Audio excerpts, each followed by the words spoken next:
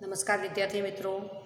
हम भारत की जो सामाजिक समस्याएं देख रहे थे उसमें हमने सांप्रदायिकता के बारे में पढ़ा।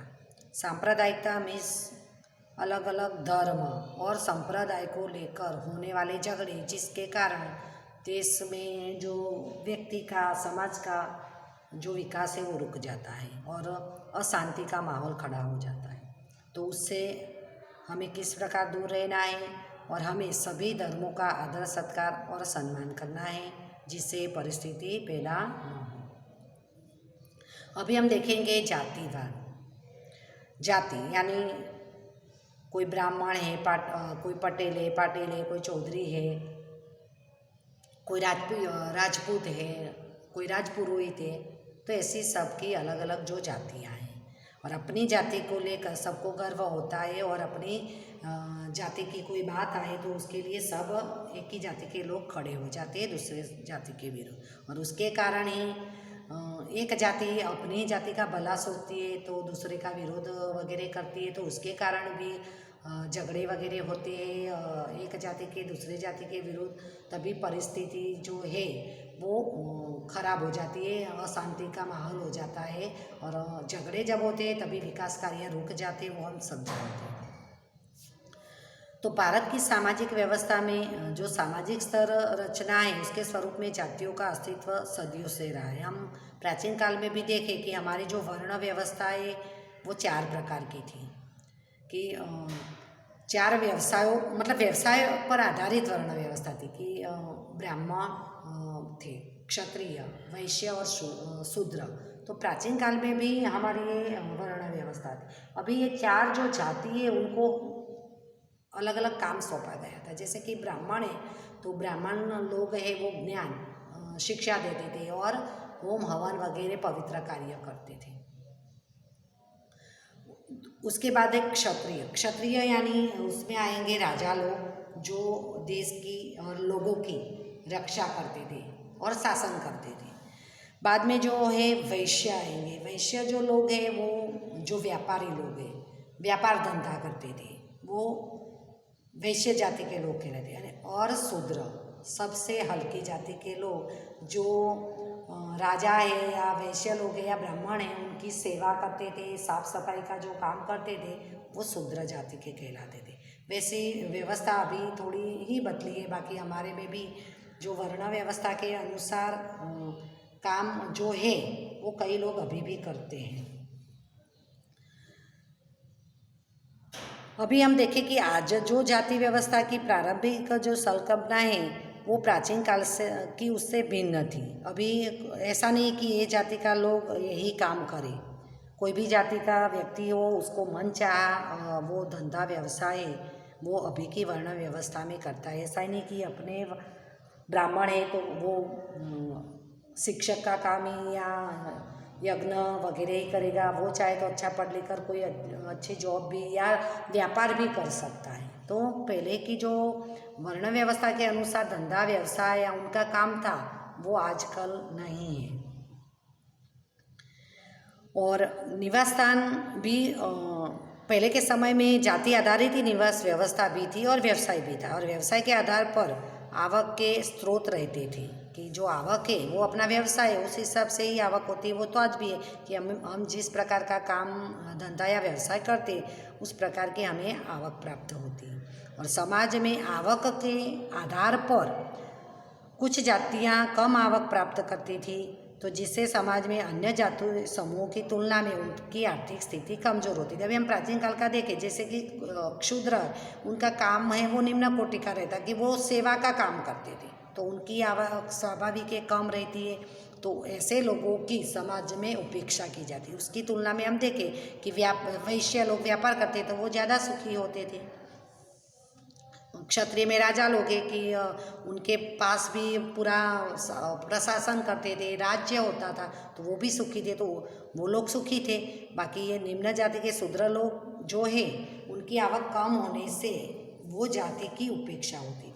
हमारे देश में आज भी ऐसी जातियों का नाम आपने सुना होगा, ST SC OBC जो है, तो वो जाति भी विकास से वंचित थी। उसके कारण हमारे संविधान में उनको कई तरह के प्रावधान दिए हैं, सुरक्षा दी है और आरक्षण दिया गया है कि वो जातियों का भी विकास हो।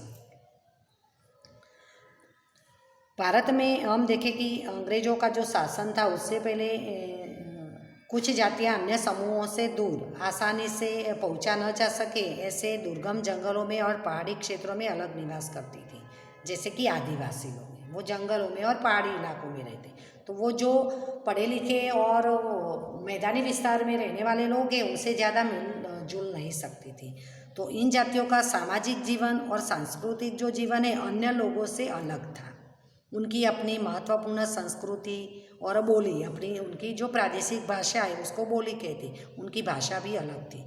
और उन जातियों के लोग भी पीढ़ी दर पीढ़ी अलग निवास, एकांकी जीवन, यानी वो जंगलों में या पहाड़ी इलाकों में झोपड़े बहुत बांधकर जो है वो अलग अलग छिरपुट जिसको बोलते हैं वो निवास स्थान करते थे।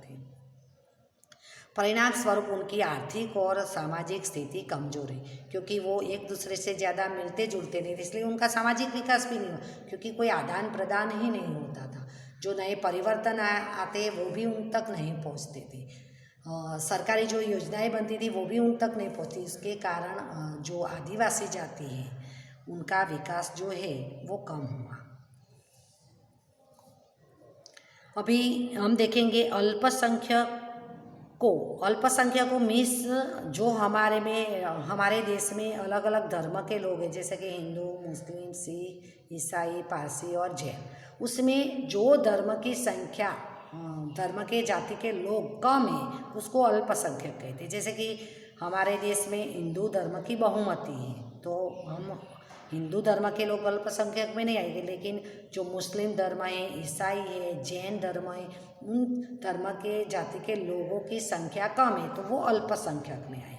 और कमज़ोर वर्ग में हम लेंगे तो जैसे कि आदिवासी जाति है, बाद में हमारे समाज में जो सफाई काम करते हैं वो लोग हैं, वो कमज़ोर वर्ग में और पिछड़े वर्ग में आएंगे।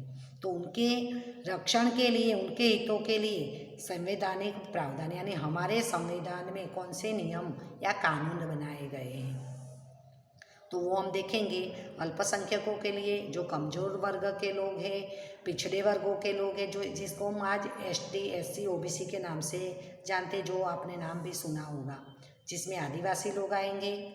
अल्पसंख्यक में वो बताए जैसे कि मुस्लिम, सिख, ईसाई, जैन धर्म के लोग आएंगे। कमज़ोर वर्गों में सामाजिक आर्थिक रूप से जिसकी परिस्थिति कम होती है वो लोग, और पिछड़े वर्गों में जो है जो सफाई काम वगैरह करते हैं, और आदिवासी वो लोग आए। तो उनकी सुरक्षा के लिए, उनकी जाति को, उनके आर्थिक सामाजिक विकास के लिए हमारे संविधान में जो कानून है, जो प्रावधान है, वो अभी हम देखेंगे। तो भारत के संविधान में अल्पसंख्यकों और कमज़ोर वर्ग और पिछड़े वर्गों के रक्षण, उनके कल्याण और विकास के लिए संवैधानिक प्रावधान किए गए हैं। ये संवैधानिक प्रावधान उनके हितों की रक्षा, सामाजिक असमानता, उनके जो हित है, उनके जो अधिकार है, उनकी रक्षा करता है। और बाकी देखें तो सामाजिक असमानता, क्योंकि दूसरे समाज से वो बहुत ही पिछड़े हुए हैं, उनकी आर्थिक सामाजिक जो कंडीशन है बहुत ही खराब है, तो वो असमानता दूर करना है और उनके कल्याण के लिए विकास को सुनिश्चित करना है। तो पहला प्रावधान हम देखेंगे कि भारत का संविधान भारत के सभी नागरिकों को समान रूप से सामाजिक, आर्थिक और राजनीतिक न्याय प्रदान करता है। हमारे संविधान में जो भी नीति नियम है, जो भी कानून है, वो सभी समाज के लोगों के पर बराबर लागू होता है। और कोई भी धंधा व्यवसाय हो उसी में सभी जाति के लोगों को एक बराबर न्याय दिया जाता है। और राजनीतिक न्याय, तो राजनीति में भी जो इलेक्शन होता है, चुनाव में खड़ा होने का, जो भी चुनाव विधानसभा का हो या लोकसभा का हो, तो कोई भी जाति का व्यक्ति है वो चुनाव में खड़ा भी रह सकता है, उनको आरक्षण भी दिया गया है। तो वो हमारे संविधान में उनको तीनों सामाजिक, आर्थिक और राजनीतिक न्याय प्रदान किया गया। अभी हम देखें कि भारत के संविधान में बताए अनुसार जाति हमने देखी, जैसे कि ब्राह्मण है, कोई राजपूत है, चौधरी है, पटेल है, पाटिल है, तो अनेक जाति है, उनके समूह होते हैं। बाद में धर्म सारे हमने देखे, भाषा हमने देखी किसी की राजस्थानी, भोजपुरी, मैथिली है, बिहारी है, ओडिसी, कन्नड़ है, तेलुगु, तमिल, हमारे हर एक राज्य की उनकी मातृभाषा अलग अलग है। और लिंग के आधार पर, लिंग यानी स्त्री या पुरुष, उसके आधार पर किसी भी प्रकार का भेदभाव नहीं रखा जाता। यानी वो कोई भी जो भी हमें अधिकार दिए गए हैं तो उसी में एक कोई भी जाति, समूह, धर्म, भाषा के आधार पर किसी के साथ भेदभाव नहीं किया जाता। प्रत्येक व्यक्ति को समान अवसर और समान दर्जा प्राप्त हो, इनका संविधान में उल्लेख है। सभी व्यक्ति को समान अवसर दिए गए कि जो उसके पास जो योग्यता है, जो भी काम धंधा, व्यवसाय, घूमना फिरना, पढ़ना लिखना जो भी चाहता है, उनको समान अवसर दिए गए हैं। उसके उपरांत राज्यों को ऐसा भी अधिकार दिया गया है कि उसे कल्याणकारी राज्य का दायित्व निभाने, कल्याणकारी राज्य यानी अपने राज्य के सभी धर्म, जाति, लिंग के लोगों के कल्याण के लिए योजनाएं बनाना और उसकी समीक्षा करना, योजनाएं लागू करवाना। कमज़ोर और पिछड़े वर्गों की रक्षा करना। जो कमज़ोर और पिछड़े वर्ग, आपको पता है कि जो आदिवासी है, जो साफ सफाई करने वाले हल्की जाति के लोग हैं, उनकी रक्षा करने के लिए हमारे जो मूलभूत अधिकार है, जो जैसे कि समानता का अधिकार, स्वतंत्रता का, शिक्षा का, धार्मिक स्वतंत्रता का, संवैधानिक उपचारों का अधिकार, ये सभी अधिकारों पर संविधान में रहकर योग्य प्रतिबंध लगा सकता है। राज्य ये पिछड़ी जाति के लोगों के विकास के लिए ये अधिकारों पर भी, ये 6 अधिकार हमने जो देखा, वो अधिकार संविधान के नीति नियम में रहकर उस पर प्रतिबंध भी लगा सकता है, ये पिछड़ी जाति के विकास के लिए। अभी हम देखें कि धार्मिक स्वतंत्रता का अधिकार, यानी हमने देखा है कि धार्मिक स्वतंत्रता का अधिकार मीन्स कोई भी व्यक्ति अपनी जो भी इच्छा हो वो धर्म का पालन आचरण, वो धर्म के रीति रिवाज उत्सव मना सकता है। उसके लिए किसी पर कोई जबरदस्ती नहीं हो सकती है। बाद में लघुमतियाँ में जो अल्पसंख्यक है वही लघुमती में धर्म के लोग आएंगे।